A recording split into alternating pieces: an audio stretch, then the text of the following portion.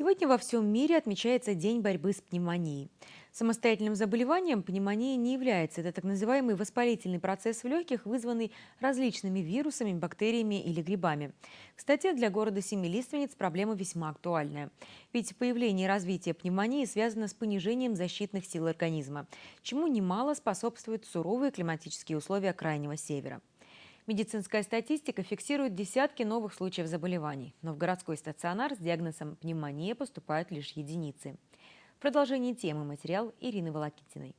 У врача терапевтического отделения Ангелины Снохиной утренний обход. В пятой палате пациентка. Женщина недавно перенесла тяжелую форму пневмонии. Ну, дышится полегче. Полегче, намного Боль полегче. такая же или поменьше? Поменьше. Сегодня состояние пациентки удовлетворительное. Переживания, связанные с болезнью, уходят в прошлое. В будущем, признается женщина, отношение к своему здоровью необходимо менять. Ведь часто мы не придаем особого значения легким недомоганиям. Температуру и кашель считаем признаками банального ОРЗ, симптомы которого схожи с пневмонией. А между тем в организме разгорается опасный воспалительный процесс. Стоит обратить внимание, если вдруг появились боли при кашле. Вот если при бронхите мы кашляем, но, как правило, боли не формируются. А здесь в каком-то определенном месте в груди, либо справа, либо слева появляется боль. Вот на это надо обратить внимание. Боль при этом достаточно такая острая, возникает при глубоком вдохе, то есть стоит чуть глубже вдохнуть, тут же у нас пошла боль, кроме того, что еще и беспокоит кашель. Пневмонию провоцируют разные микроорганизмы – бактерии, вирусы, грибки. Истинного виновника недуга выявляет микробиологическая лаборатория. Но прежде вас обязательно направят в рентген-кабинет. Если легкие поражены, снимок, полученный с помощью флюорографического оборудования, это сразу покажет.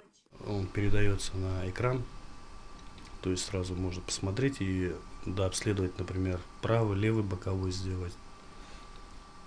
Может быть, по флешнеру проекцию сделать, то есть вывести ту необходимую зону, которую нужно рассмотреть почетче.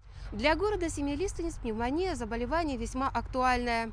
Появление и развитие недуга связано с понижением защитных сил организма, чему немало способствует холодная температура воздуха, суровые климатические условия Крайнего Севера. В осенне-зимний период врачи фиксируют десятки новых случаев заболеваний в месяц. Вот только комплексную медицинскую помощь в условиях больницы получают единицы.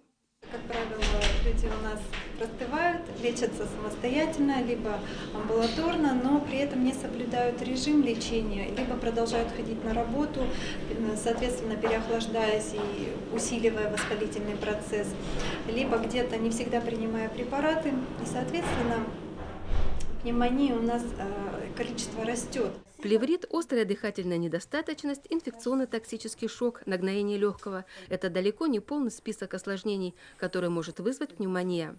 До появления антибиотиков многие больные от этого недуга умирали. Сегодня же есть и средства, и возможности справиться с болезнью. Главное – вовремя обратиться к доктору и не пренебрегать собственным здоровьем.